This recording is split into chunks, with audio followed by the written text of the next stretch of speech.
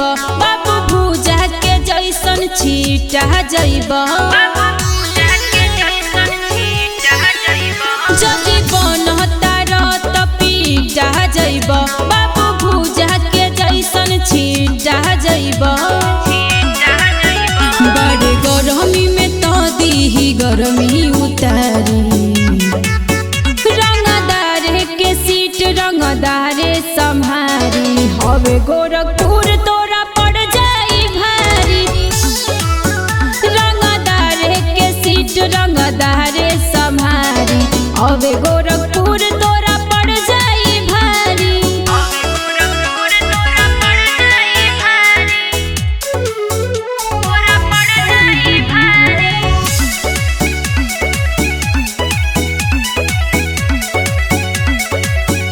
अरे बड़े अभी लइका जानी खेल कोनो खेल के ना तो हवा खाए पड़ी बाबू धोके जेल के अरे बड़े अभी लइका जानी खेल कोनो खेल के ना तो हवा खाए पड़ी बाबू धोके जेल के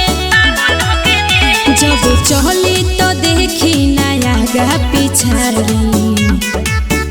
रंगदार के सीट रंगदार सम्हारी हवे गोरखपुर तोरा पड़ जाई भारी रंगदार के सीट रंगदार सम्हारी हवे गोरखपुर तोरा पड़ जाई भारी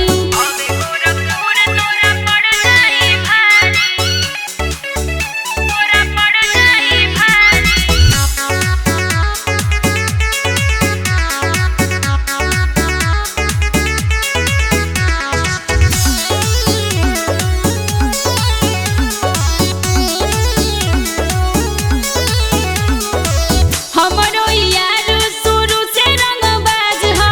हरदम राखत जेबे में हथियार ह हमरो यार शुरू से रंगबाज ह हरदम राखत जेबे में हथियार ह कबो बहचल ना जेऊ के दिला ललकारी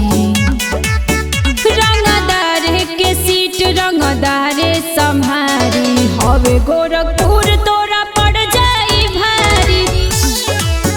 रंगदार के सीट रंगदार सम्हारी हवे गोरखपुर